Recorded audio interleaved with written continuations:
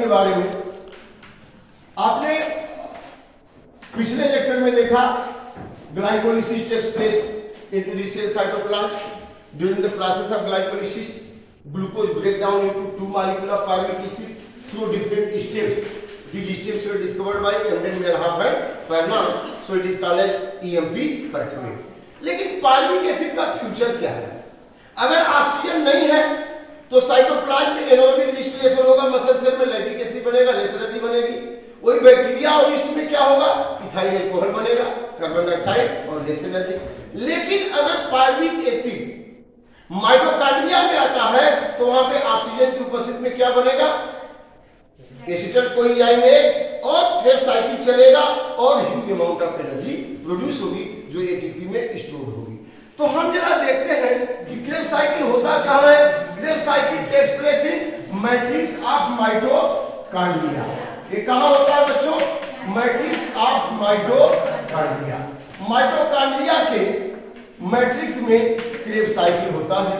और यह pyruvic acid, बच्चों बताया था पायरुविक एसिड कितना कार्बन कंपाउंड है, जरा बताइए। 3 carbon, very good, 3 carbon compound है। और यह पायरुविक एसिड जैसे ही माइटोकॉन्ड्रिया में आएगा, यहां पे पायरुवेट डिहाइड्रोजिनेज एंजाइम, ध्यान रखिए, पायरुवेट डिहाइड्रोजिनेज, यह डिहाइड्रोजिनेज एंजाइम यहां से क्या रिलीज करेगा? हाइड्रोजन। और हाइड्रोजन को कौन एक्सेप्ट करेगा? NAD। और NAD एक्सेप्ट करके किसमें बदल जाएगा बच्चों? NADH2। और यहां पर डीकार्बोक्सिलेज एंजाइम होगा और डीकार्बोक्सिलेज एंजाइम क्या करेगा? Decarboxylase enzyme release carbon dioxide. तो पायरुविक एसिड 3 कार्बन कंपाउंड है और यहां से 1 कार्बन कंपाउंड कार्बन डाइऑक्साइड निकल गया। अब यहां पे एसिटल कोएंजाइम A बनेगा। क्या बनेगा? एसिटल। और यहां पे कोएंजाइम जुड़ता है, विटामिन A जुड़ता है और यहां एसिटल कोएंजाइम A बन गया। अब यह एसिटल कोएंजाइम A, यहां पे 2 कार्बन कंपाउंड है बच्चों और यहां पर ऑक्सैलो एसिटिक एसिड। अब यह oxalo acetic acid 4 carbon compound, इससे कंबाइन हो जाएगा। यहां पे एक एंजाइम लगेगा, उसका नाम है citrate synthetase, citrate synthetase enzyme, synthetase enzyme. अब इसकी उपस्थिति में क्या बना लेगा? सिट्रिक एसिड, सिट्रिक एसिड, इसीलिए इसको सिट्रिक एसिड साइकिल भी कहते हैं।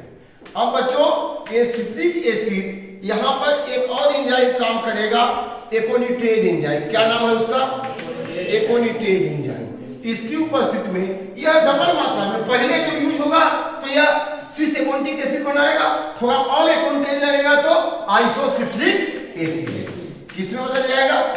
Isocitric acid. अब यहां आइसोसिट्रिक एसिड में बदल गया। इन्हीं स्टेप्स में CO2 भी निकल जाता है और आइसोसिट्रिक एसिड। अब एक एंजाइम यहां पर लगेगा, आइसोसिट्रेट डिहाइड्रोजिनेज, आइसोसिट्रेट डिहाइड्रोजिनेज। जहां जहां हाइड्रोजन निकालना है वहां पे डिहाइड्रोजिनेज एंजाइम लगेगा। और यहां पे जब आइसोसिट्रेट डिहाइड्रोजिनेज एंजाइम लगा तो यहां पे हाइड्रोजन निकलेगा और उसको हाइड्रोजन एक्सेप्टर NAD लेकर के किसमें बदल देगा? NADH2। अब आइसोसिट्रिक एसिड यहां बदल गया ऑक्सैलो, यस, देखिए ध्यान रखिए, ऑक्सैलो एसिटिक एसिड था, यहां पे क्या है बच्चों? Oxalo succinic acid. अब यहां ऑक्सैलो सक्सिनिक एसिड यहां पर फिर से डीकार्बोक्सिलेज एंजाइम की उपस्थिति में, किस एंजाइम की उपस्थिति में? डीकार्बोक्सिलेज। डीकार्बोक्सिलेज एंजाइम की उपस्थिति में क्या रिलीज करेगा बच्चों? Carbon dioxide. और यह किसमें बदल जाएगा? Alpha ketoglutaric acid, alpha ketoglutaric acid.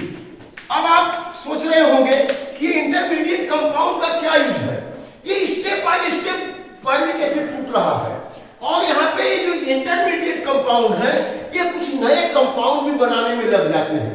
जैसे जो पौधे हैं वो एमाइनो एसिड बनाते हैं तो वहां पे अल्फा कीटोग्लूटिक एसिड अमोनियम कंपाउंड से मिलकर के ग्लूटामिक एसिड और उससे तमाम सारे एमाइनो एसिड बनते हैं।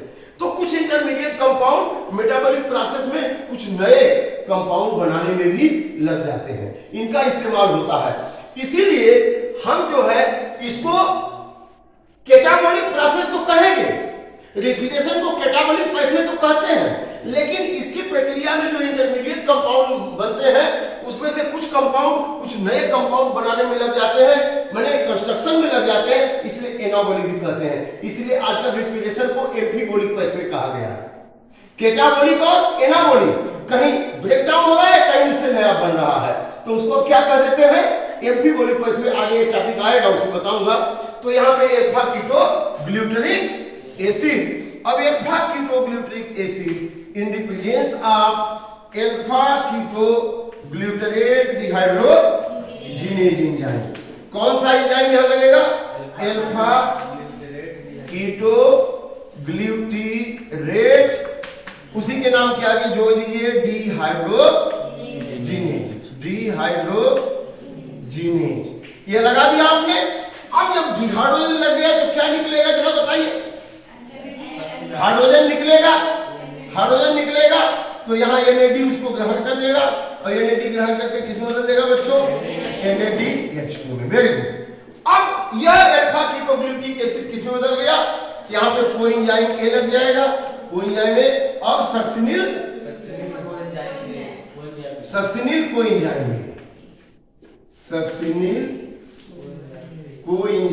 A में बदल गया। अब ये succinyl coenzyme A in the presence of succinyl kinase enzyme की उपस्थिति में, अब यहाँ पे देखिए काइनेज लग गया ना, तो यहाँ एनर्जी रिलीज होगी। अब एनर्जी रिलीज होगी किसको कौन एक्सेप्ट करेगा, GDP। देखिए तीर के हिसाब से चलिए, यहाँ किसमें बदल जाएगा, GDP। अगर ऊपर तीर लगाएंगे तो यहाँ GDP फिर ऊपर GDP लिखना पड़ेगा। बुझाई दे रहा है, कौन बन रहा है, GDP बन रहा है, ये आइनो बता रहा है, इसके हिसाब से चलिएगा। और अब ये सक्सिनिल कोएंजाइम में, सक्सिनिल काइनेज की उपस्थिति में एनर्जी दिया, GDP से GDP बना। अब ये खुद किसमें बदल गया, सक्सिनिक एसिड में। किसमें बदल गया बच्चों, सक्सिनिक एसिड। अब ये succinic acid in the presence of succinate dehydrogenase, succinate dehydrogenase.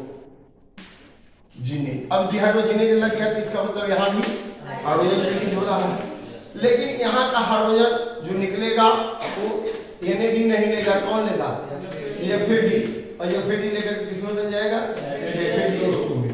इसकी क्षमता कम होती है, इनके एक हाइड्रोजन से डेढ़ ATP बनेगा, इनके एक हाइड्रोजन से केवल एक ही ATP बनता है, ठीक है ना। अब यहाँ पे ये सक्सिनिक एसिड हाइड्रोजन निकाल के किसमें बदल गया, फ्यूमेरिक एसिड। और फ्यूमेरिक एसिड फ्यूमिरेज एंजाइम की उपस्थिति में, फ्यूमिरेज किसमें बदल गया, मैलिक एसिड में। और मैलिक एसिड अब फाइनली किस एंजाइम की उपस्थिति में, malate dehydrogenase, malate dehydrogenase enzyme की उपस्थिति में। अब यहाँ पे मैलेट डिहाइड्रोजिनेज क्या करेगा, मैलिक एसिड से हाइड्रोजन निकलवाएगा। अब हाइड्रोजन NADP से मिलकर के NAD से मिलकर क्या बना लेगा, NADH2, और खुद मैलिक एसिड हाइड्रोजन रिलीज करके किस हो जाएगा, ऑक्जेलिक एसिड में, to repeat the Krebs cycle. तो आप देखिए यहाँ pyruvic acid in the presence of pyruvate dehydrogen enzyme release hydrogen and carbon dioxide get released in the presence of carboxylase enzyme, in the presence of coenzyme it get converted ester coenzyme में, ester coenzyme में combined with oxaloacetic acid in the presence of citrate synthetase enzyme it form citric acid in the presence of acantase enzyme release CO2 and get converted isocitric acid in the presence of isocitrate dehydrogenase release hydrogen which is accepted by NAD to form NADH2 get converted oxalosuccinic acid. Again, oxalosuccinic acid in the presence of decarboxylase enzyme release carbon dioxide and get converted into alpha ketoglutarate acid. alpha ketoglutic acid in the presence of alpha ketoglutic hydrogen enzyme release hydrogen is accepted by NAD to form NADH2 and it get converted succinyl coenzyme A. Succinyl coenzyme A in the presence of succinyl kinase enzyme release energy which is stored by GDP and P to form GTP and it get converted into succinic acid. Succinic acid in the presence of succinyl dehydrogenase enzyme release hydrogen which is accepted by FAD to form FADH2 and itself it get converted to fumaric acid.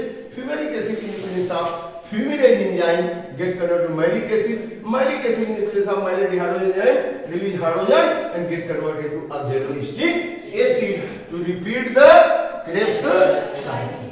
That is clear. अब इसका balance sheet हम देख लेते हैं.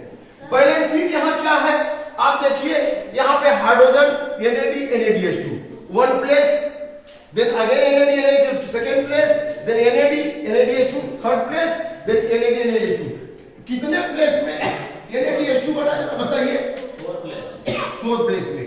इसका मतलब कि यह किस में बदल जाएगा fourth NAD plus 8 hydrogen ion इसी में बदल जाएगा. हो जाएगा कि नहीं हो जाएगा ये इसमें बदल जाएगा. और कितने प्लेस में आप देखिए FADH2 FAD में बदला एक जगह में FAD प्लस 2H आयन. तो यहाँ 8 हाइड्रोजन आयन है इसके 1 हाइड्रोजन आयन से 1.5 ATP तो 8 से कितना बनेगा उसकी एनर्जी से 12 ATP इससे बन जाएगा. और यहाँ पे 2 है तो इससे कितना बनेगा 2 ATP क्योंकि यहाँ इसके एक से एक ही बनेगा. इलेक्ट्रॉन ट्रांसपोर्ट सिस्टम इसको दिखाएंगे तो एक ही बनेगा. और एक GDP था वो एक ATP में बदल जाएगा. 1 GDP इक्वल टू 1 ATP. तो टोटल कितना हो गया बच्चों 2 1 3 और 12 और 3 15 ATP बन गया. कितने पायरुविक एसिड से 1 पायरुविक एसिड से 1 पायरुविक एसिड.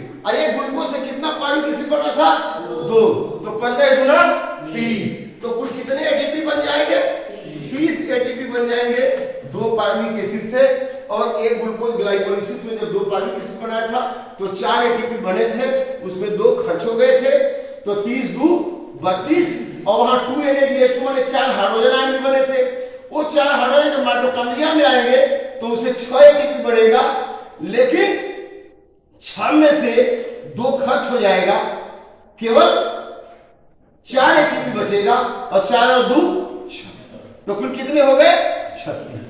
समझ रहे हैं तो कितने का लाभ हुआ 36 एटीपी का. एक ग्लूकोज से 36 एटीपी का कुल लाभ हुआ टोटल ग्लाइकोलाइसिस और क्रेब्स साइकिल में. लेकिन खाली क्रेब्स साइकिल में 30 ATP. Thank you very much.